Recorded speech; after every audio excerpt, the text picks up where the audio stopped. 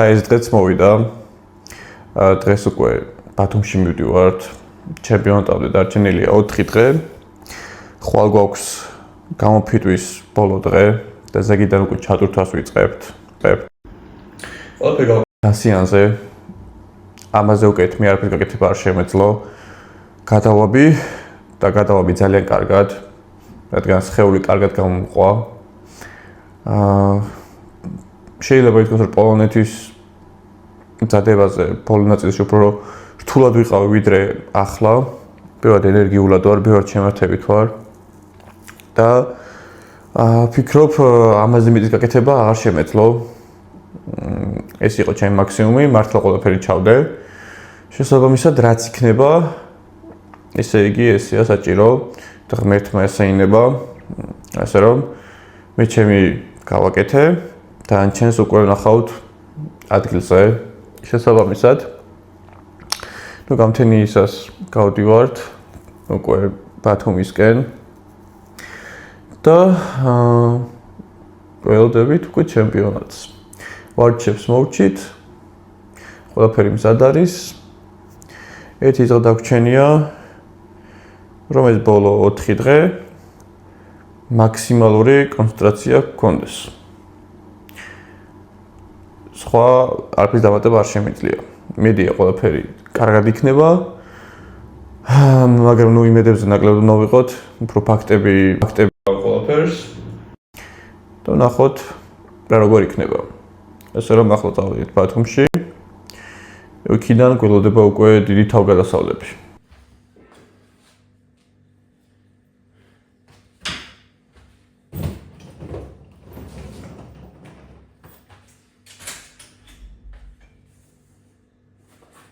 წავედით, ავიბარგეთ და უკვე გესს ავიღებთ ცოტა ხანში ბათუმისკენ.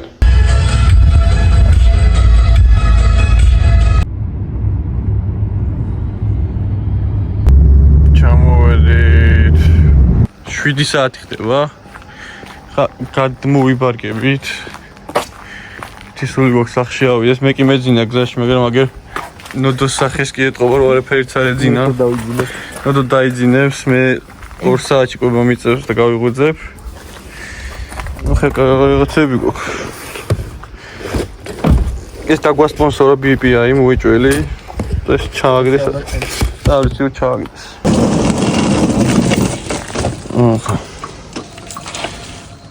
ბათუმს კათკათი.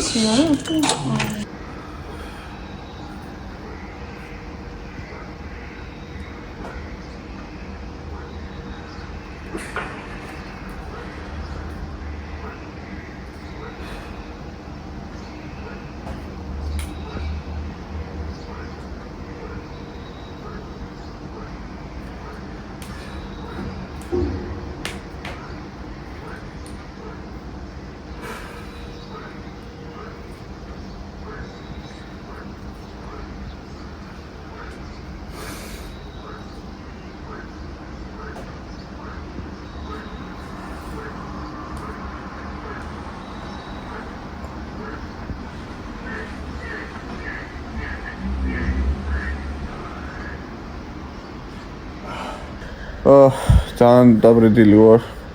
მოვედი თუ არა ეგრევე. და ჩამეძინა.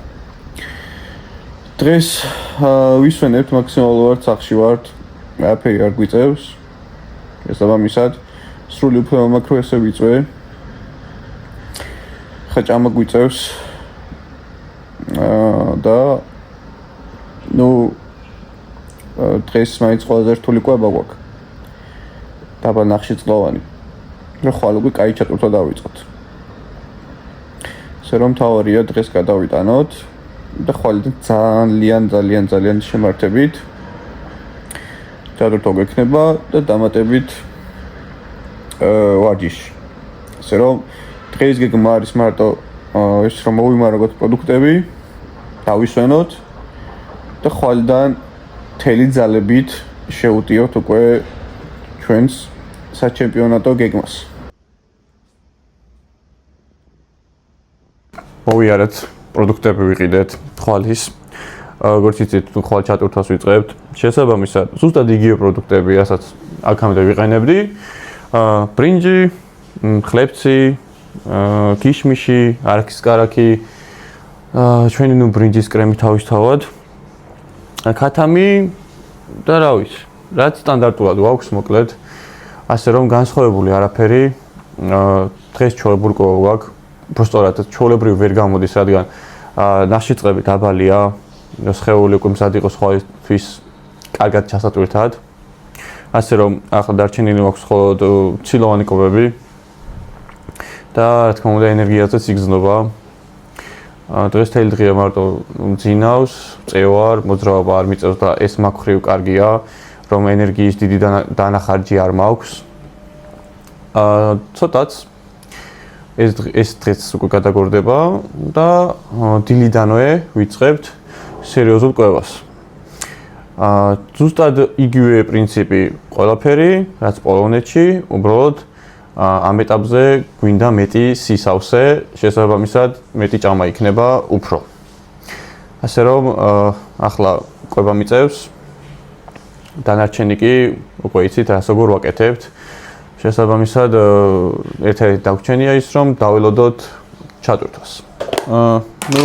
კიტრი, ფილე და თინუსი განსაკუთრებული არაფერი, ნახშირწყლები არ არის, მაგრამ ესეც პრობლემა არ არის, რადგან ბოლო კვებები ასეთი უნდა იყოს, სხვა გზა არ არის. მოკლედ, ჩემპიონატზე მინდა ცოტა მეტი გესაუბროთ. აგიხსნათ რა ჩემპიონატია, როგორი ჩემპიონატია, რატომ არის მნიშვნელოვანი და რატომ არის პირველ რიგში რთული.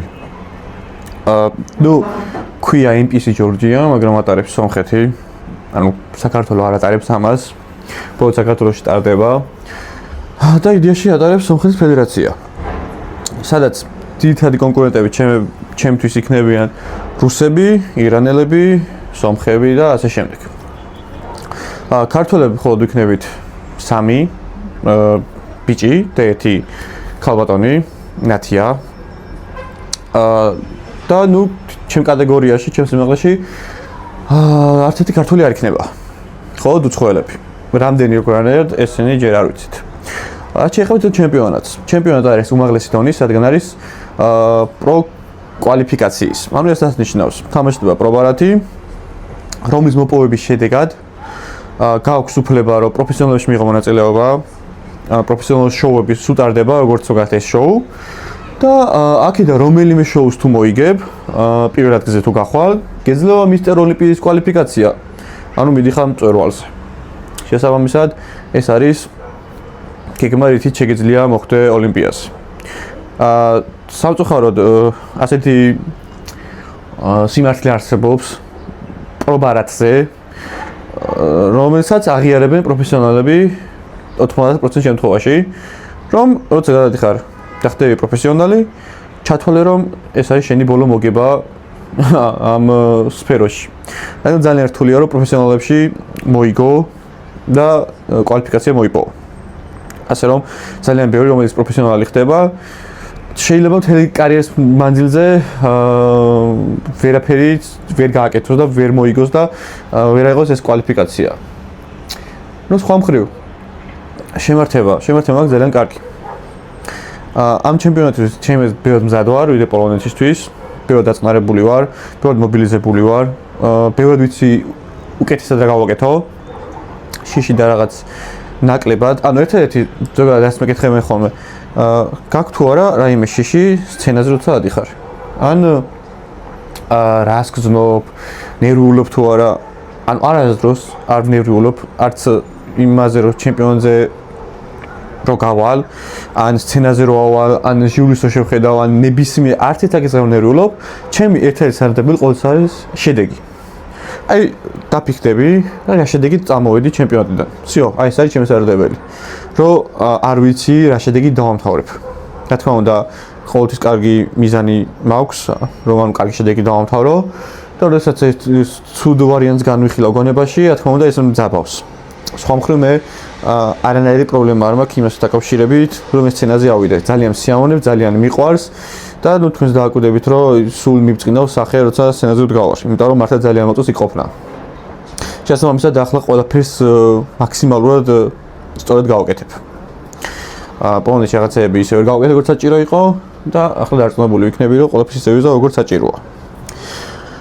ნუ დანარჩენი სირთულეები, რაც შემიძლია ვთქვა, არის ნუ შენ თავთან ბრძოლა, ანუ ზოგადად მენტალური სპორტია ბოდიბილდინგი.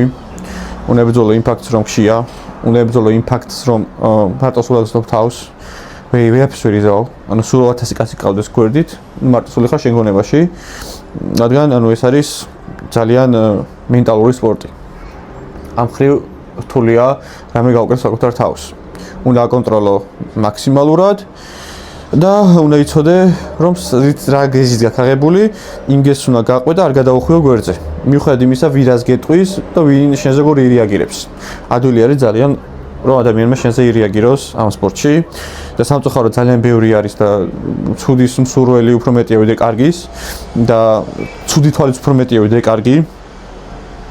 ასე რომ საკუთარ თავზე ხარ დამოკიდებული მაქსიმალურად ყველაფერში. და ასეც უნდა იყოს, არ უნდა გქონდეს რაღაცა ის მომენტი, რომ აი სხვა და სხვა არა, საკუთარ თავზე უნდა იყოს დამოკიდებული, ასე ბევრად სწორი გაკეთებ ყველაფერს. თუ უფრო მშვიდად იქნები. ასე რომ ჩვენი გეგმა დღევანდელი ნუ წყლის манипуляცია თავისთავად, ამას მარტივად აგეხსნით რა ხდება.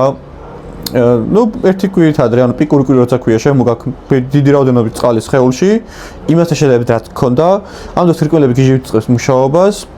რადგან ზედმეტი სითხე გაიყონოს სხეულზე, იმიტომ რომ არ სჭირდება და რაღაც გარკვეული პერიოდი, როდესაც ეს მაღალი წყალი გაქვს და მე ნელა იწყებ დაკლებას, და რო აქ ქონდა 6 ჩამოდიხარ და ასე შემდეგ. სხეული თვითონ ვერ იაზრებს, რომ მოაკელი ეს წყალი, იმიტომ რომ ნუ კვლავ აგზელებ სმას, მაგრამ შენ შედარებით ნაკლებს. ამას გარკვეული პერიოდი უნდა, ანუ უეცარი შემცირება რომ მიხვდეს. შესაბამისად ისევ იმ რაოდენობით წყალს გამოყოფს სხეული, რასაც მაღალ რაოდენობაზე. და ნუ ამ შენი манипуляციით მარილის წყლის და ნახშირწყლების და ასე შემდეგ გამოდის რომ ზედმეტი სითხე გადის და ნენელა კანი უფრო თხელდება, წყალი უფრო ნაკლები რჩება სხეულში, რა თქმა უნდა, ყველაფერს სწორი გაკეთება უნდა და მილიმეტრებში გათვლა, რომელიც მარტო თეორიით არ მოდის, პრაქტიკაში მოდის და ეს ყველაფერი გამოცდილება არის. ყოველთვის ყველაფერს პირველი ვეზე ვერ გააკეთებ და ზუსტად. შესაბამისად, ამ ფაქტის მერე კანი უფრო თხელია, ფურცელებით არის, სეპარაცია უფრო გეტყობა და ნუ ამ ფონზე ჩატვირთვა ნუ ისე მუშაობს რომ კუნთები იტენება, კანი არის უკვე მიკრული და სხვანაირი ვიზუალი გაქვს. ჩვენ მთავარი მიზანიც ეს არის რომ ეს ვიზუალი მივიღოთ, მაგრამ რაც თავი ამ დროს ცხიმის პროცენტულობა უნდა იყოს უკვე მიხედილი. ანუ გამომშრალი უნდა იყოს.